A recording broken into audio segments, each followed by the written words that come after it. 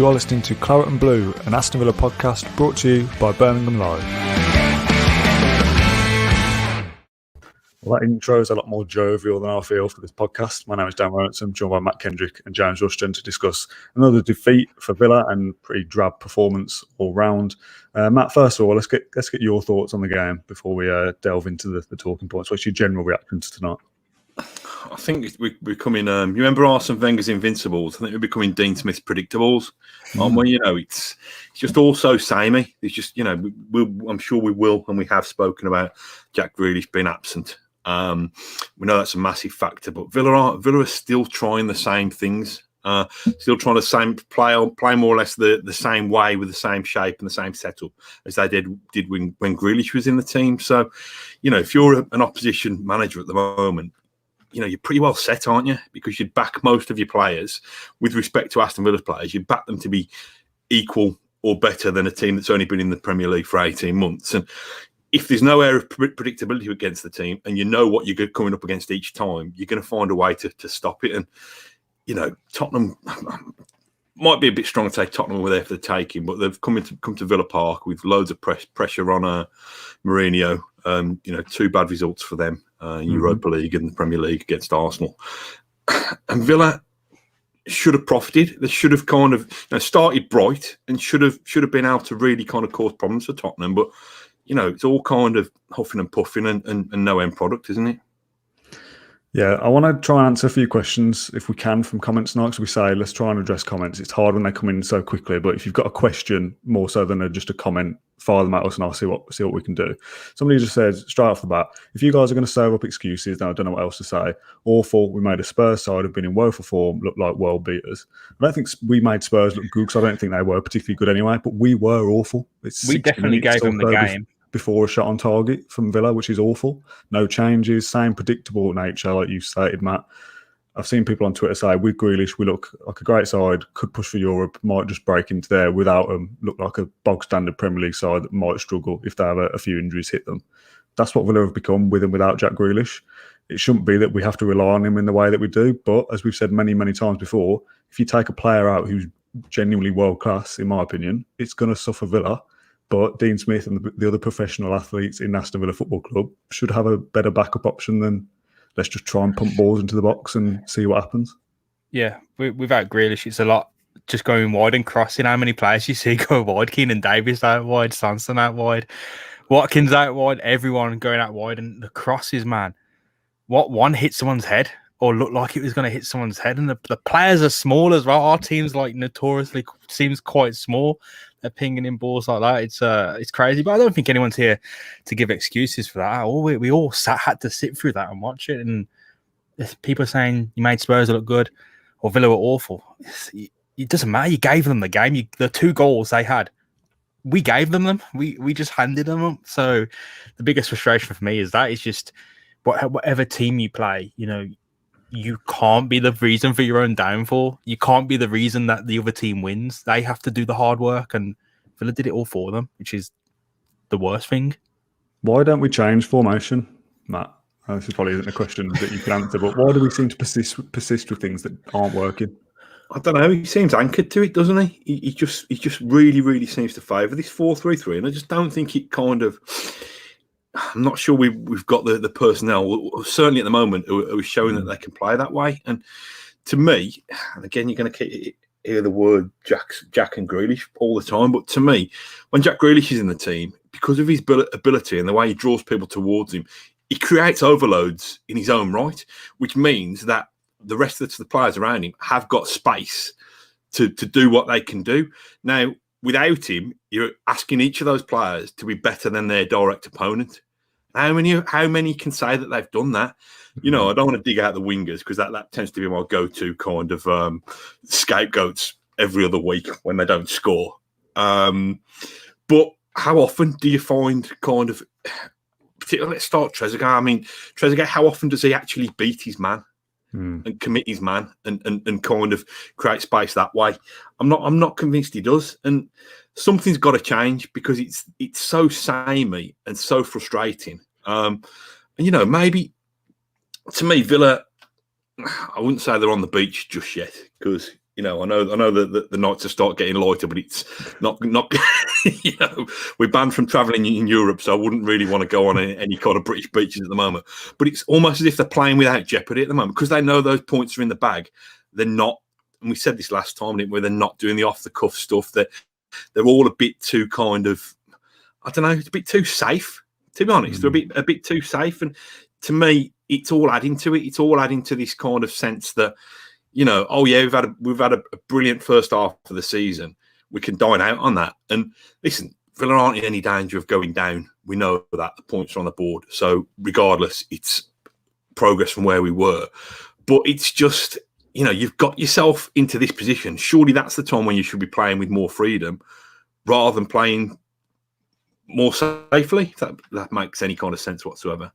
Yeah, I said to James, you're on mute. Just before we came on, I said to James that I think it's all just come at the same time. The players know they're safe. Europe's not really realistic. Although, why not have that ambition to go and break into there?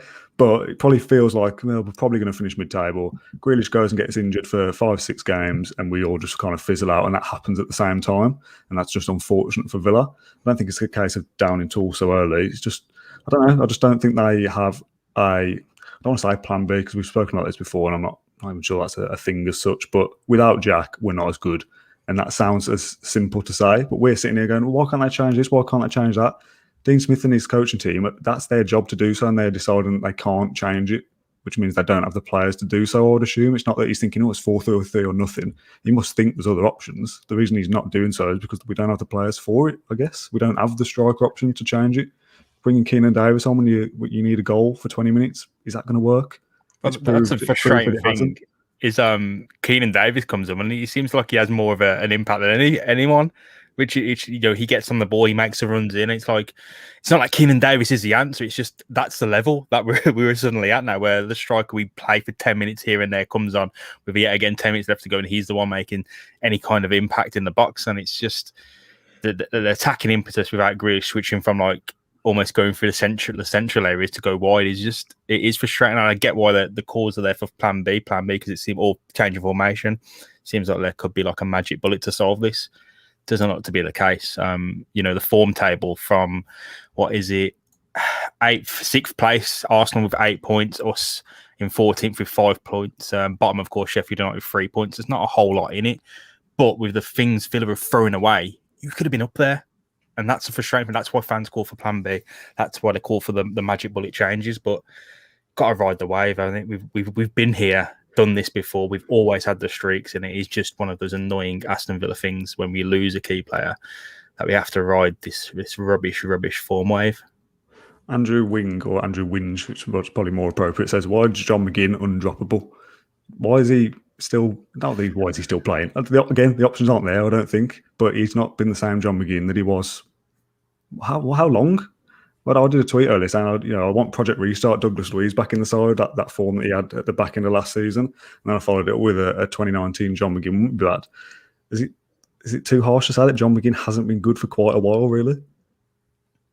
I think so. If you think about John McGinn, the start of last season, he was probably Villa's brightest player for a month or 6 weeks. Yeah. And then even before he got injured, around Christmas time, I think it was against Southampton, there were already signs that McGinn was creaking before he got injured. I don't think we've seen worse then, to be fair.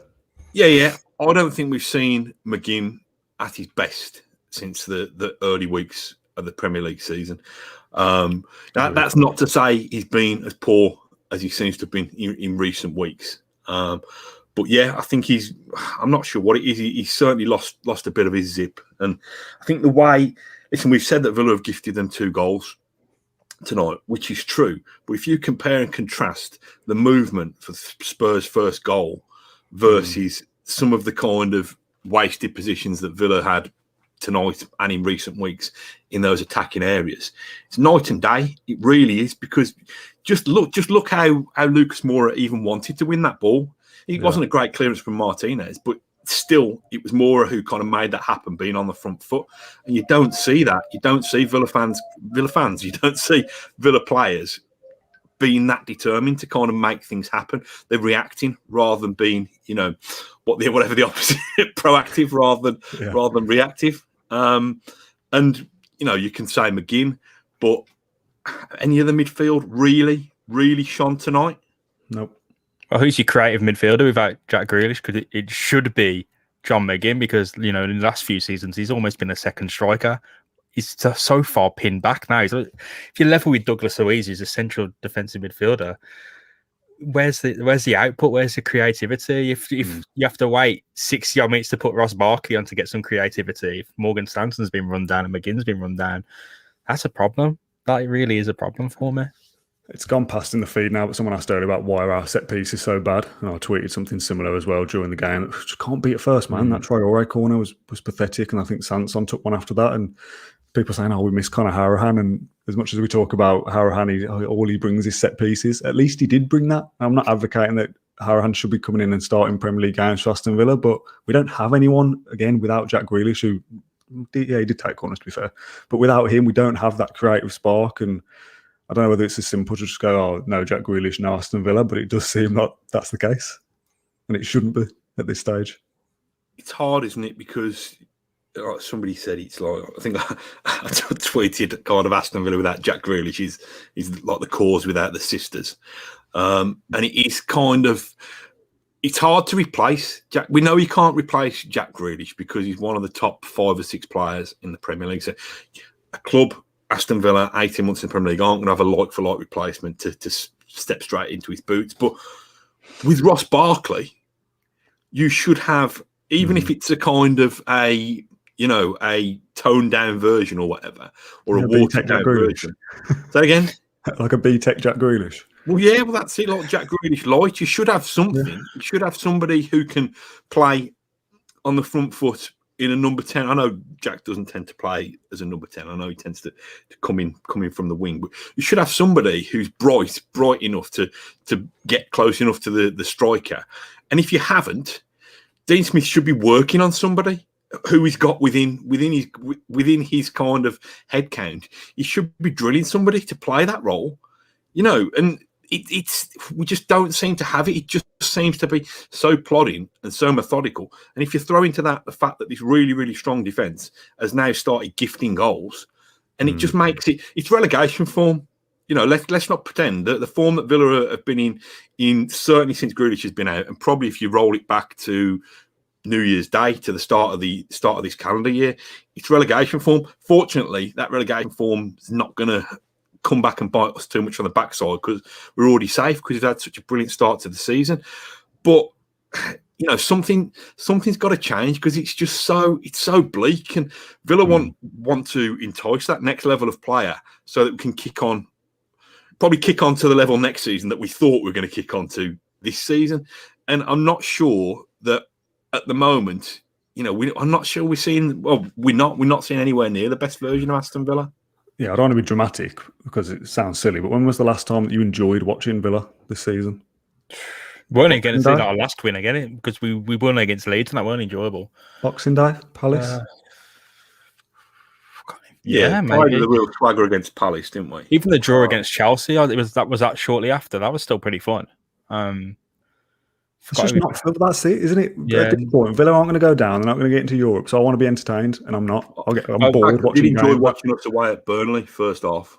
When the under-18s played against Liverpool, that was fantastic. But football should be fun, and I don't want to just write it off and go, football's entertainment, because I want Villa to win games as well, and I'd almost say win at all costs. But I'm bored watching Villa at the moment. You can call me a rubbish fan or whatever word you want to slot in there, but I'm bored watching Villa at the moment without Jack Grealish. Jack Grealish brings a swagger to Villa, and without him, it's boring.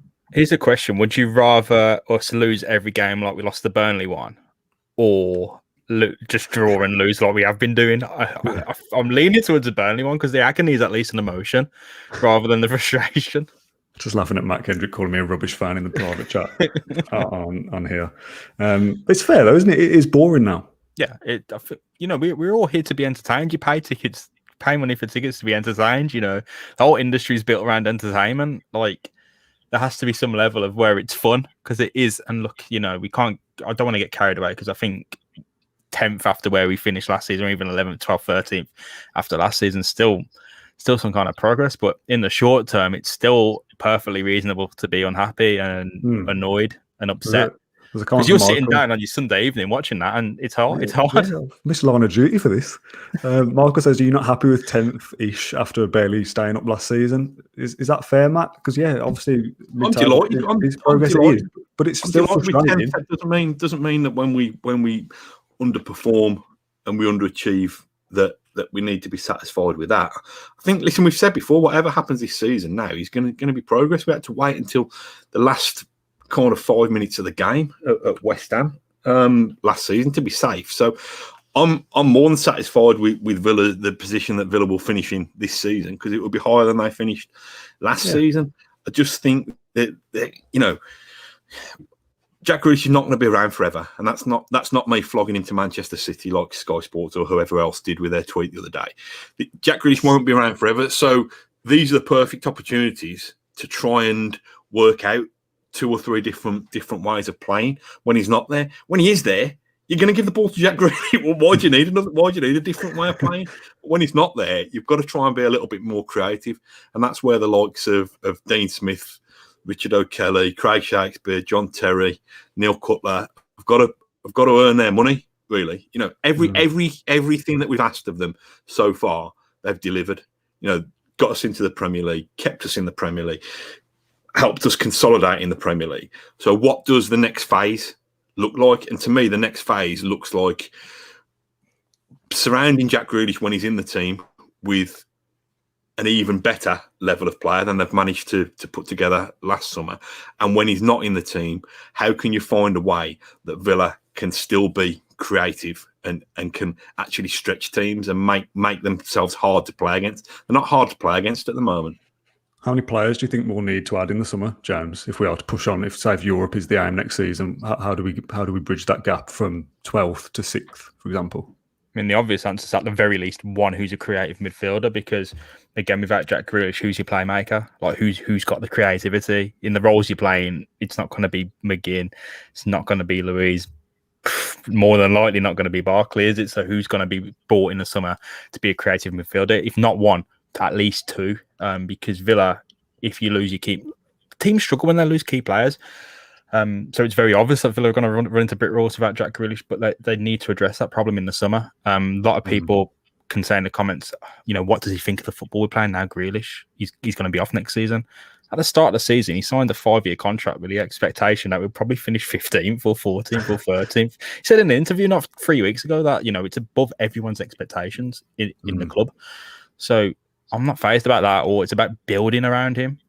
We don't need to plan post Grealish. We need to plan for Grealish, because he's more than likely going to be here next season. We can make a fist of it, really make a fist of it next year and become a better football club, just enduring this really horrible stretch of form at the moment.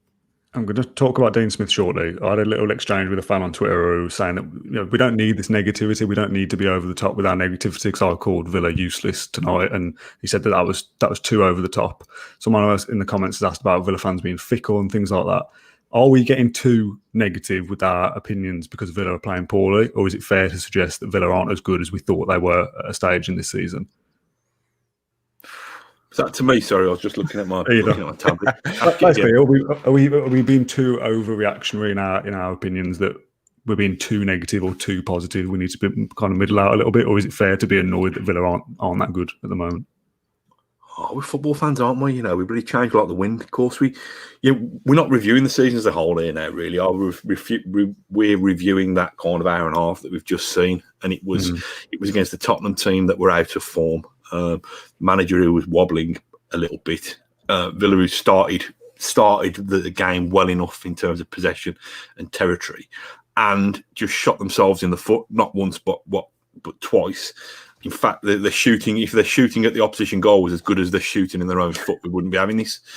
We wouldn't be having this debate anyway. But I feel I'm excited for Ollie Watkins in these next couple of weeks, because he's going to actually probably be able to go into a penalty area and expect the ball to come to him. He's going to have Jude Bellingham threading him through, and Phil Foden and Mason Mount and who else?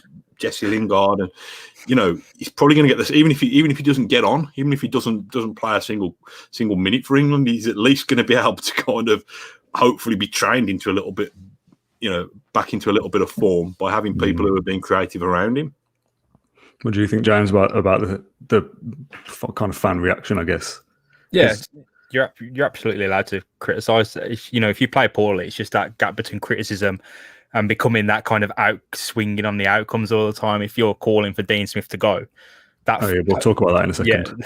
Yeah, that trainer thought, 6 games down the track that we're going to have 6 different managers if that's the way we're going to work. But you're allowed to criticise Villa absolutely because they've been poor, and if we were paying money to go down, absolutely criticise them. But don't separate that. You can still have a long-term goal and a short-term goal. Short-term, we've been pretty poor. Long-term, it's been all right. It's been a good journey. But short-term, we're here to review a match, like Matt said.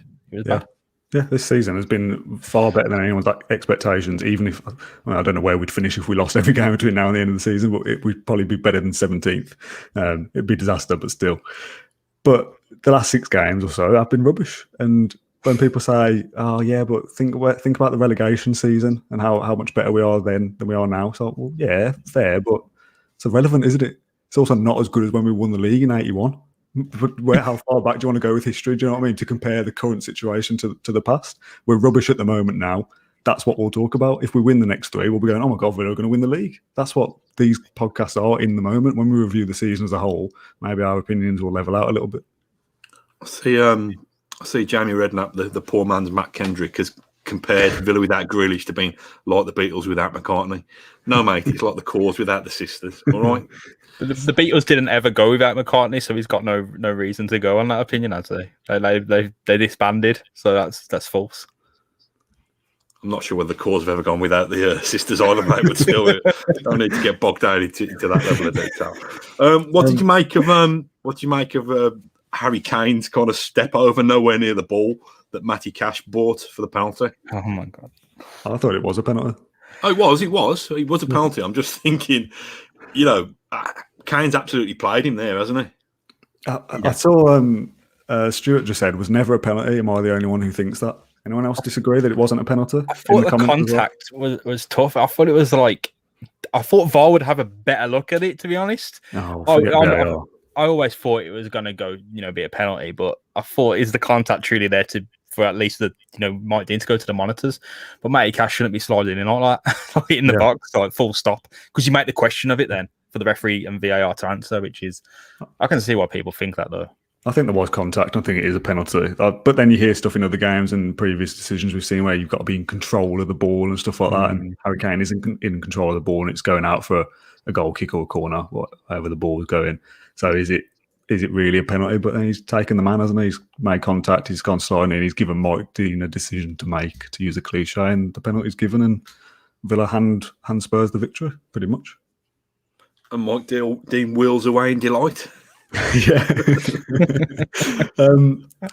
Let's talk about Dean Smith then. Again, there's almost 500 people watching live at the moment, so a little bit of a straw poll. Dean Smith in or Dean Smith out? It sounds ridiculous to even talk about it, but I've seen comments tweeted at us this evening, comments in this Facebook stream as we go live tonight saying he's taken us as far as he can. It's time to get somebody else in. He's got no plan B. We need a better, stronger, more Premier League savvy manager to take Villa up to that European spot next season and beyond. First of all, your 2 quick opinion: Dean Smith in or Dean Smith out? In. No question. Also in. Or is there a case to say that not whether he should go or not is maybe too far, but that he can be questioned and criticised? Of course, absolutely. Of course he can be questioned and criticised. He's a multi-millionaire football manager who's paid big money to make decisions that win football matches. But that there's a long stretch between us kind of digging him out for his substitutions or his tactics or his lack of a plan B, or whether Villa can cope without Jack Grealish, than there is to saying he should be sacked. Bloody hell, he must be bang on schedule, if not ahead of schedule by now. Surely, in terms of tangibles, what he's actually achieved. Are we behind where we should be? Are we? Probably a little bit ahead. Right now, we should. We were planning again, like everyone said. That Jack Grealish said no one expected this. This is higher than our expectations. So right now, surely it's even just a smidgen ahead. What's annoying is because I put this point across. I'm fully Dean Smith in. People saying if you Smith out, go and support Blues. I'm not suggesting Dean Smith out, by the way. I know we've got a platform. We're speaking to 500 people here. I'm not saying Dean Smith out, but I've seen comments like, "Oh, he's got to go. He's taken as far as I can." And then I ask for people in or out, and it's in, and makes me look stupid. If you are Dean Smith out, give us a reason as well. Don't just say Dean out because we need context for that. Sometimes you can't blame the manager for poor performances, which I don't think is completely true. And Alex says that's so daft. Who would you want in? And Allardyce or Pulis, etc. But yeah, I just don't see the point of getting rid of him. Like you said, Matt, we're ahead of schedule, if anything. And at one point, we're thinking, Villa might crack into Europe this year. And now we're going, he's taken us as far as he can. Get rid. I had a message on Twitter from someone under the account name Great Bar Guardiola, who was laying into Dean Smith, thinking, hang on a minute. You know, as his agent in disguise.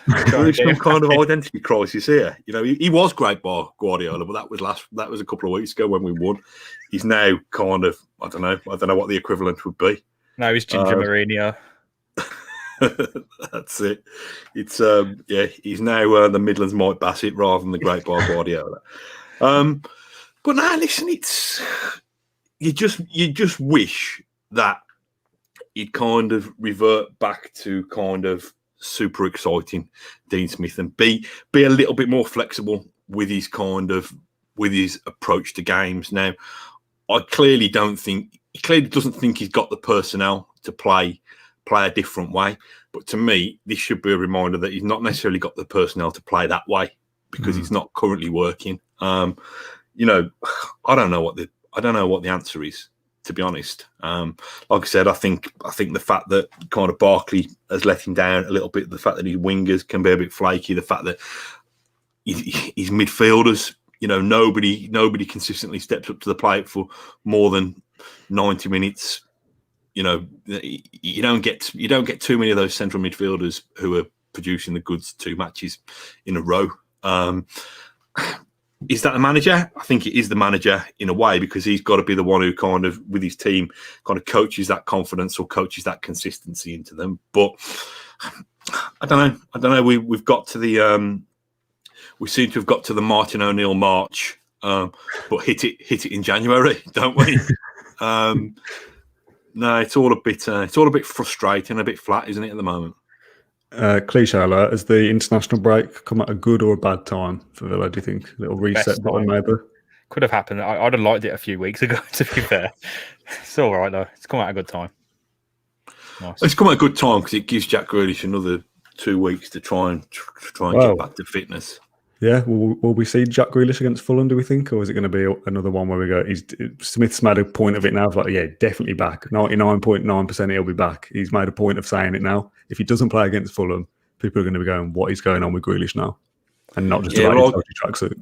But doesn't this happen all the time, Matt? Like with the Jack Grealish, like injuries with Villa in general? Because he said it about Keenan Davis and Gilbert and Matty Cash, like, they never come back on schedule, like whatever the manager's schedule is. So I think it's not just a Grealish thing, is it? Yeah, you'd hate Dean Smith to be a GP, wouldn't you? You know, say, yeah, it's okay, everything's going to be fine.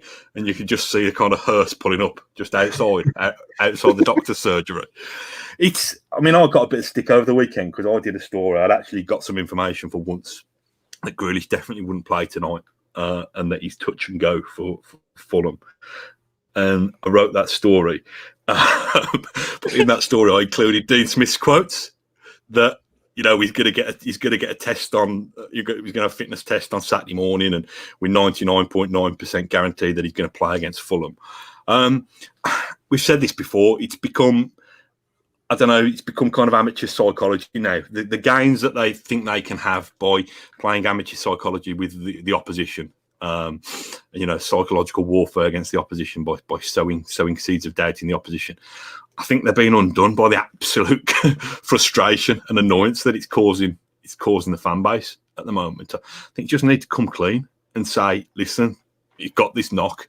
It's turned out to be more serious than we thought. You know, we're hopeful that he'll make the next game, but at this stage we can't say. Let's see what the next couple of weeks brings. I mean, I don't know. I've not heard what Dean Smith has said post-match, you know, and meanwhile there's Jack Grealish sitting there in his rascal tracksuit. That tracksuit's a bit of you, I reckon. You'd look good in Me? that. Yeah. Think I could carry that off? Oh, you've got a Wait and decent see. jacket on Yeah, tonight. we'll see. Decent It's all right, jacket on isn't it? tonight. Do you like this? Yeah, nice that is. Is that original from back in the day? Like you've had that since the 90s?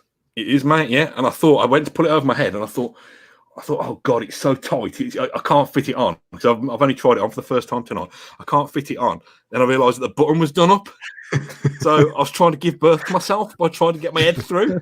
But no, it looks all right, mate. It stinks a bit 'cause it's been up the loft, but it looks all right. I don't think I'll get away with that little Nike swish number that Jack was wearing there. Is it? Go on, James. The worst thing about that it wasn't the tracksuit, it was the conversation that Gary Neville was having over it. It's like, what is it? Like, is it pajamas? And it's like very clearly like a tracksuit. Is it a onesie? And it's like, it's a matching tracksuit, man. You know what it is. You know, and like they've got a joke. I mean, telling us flogging jokes. It's what this podcast is made on. Like they come back to it like a minute later, and he's like, "Going," I was like, "Oh, we wore suits in our day." It's like, "All right, we get it, mate. He's wearing a tracksuit." No, if you said it was a Rascal, what did you say? It was a Rascal tracksuit before. There's photos on Getty of Gary Neville wearing some dubious material. Oh, man, yeah. so, yeah, we'll get them out. How much do you reckon that outfit cost, Grealish? So do you reckon all that branded gear? Nothing. I reckon he's giving it boy once, wasn't he? Yeah, fair. I reckon he's got boxes full of it. Is that top from 1996, Matt? I'm not sure whether it is, but I know you're going to use it for a nice segue into our wonderful mini doc. Yeah, do you want to plug it, seeing as you've given it the wonderful tag? Yeah, it's on Wednesday. On Wednesday at about 6 or 7 p.m. on the evening. It's exactly a quarter of a century since Villa actually won anything. If you forget the Peace Cup and that ridiculous trophy that John Terry and James Chester held a couple of years ago in summer. And what did you show me?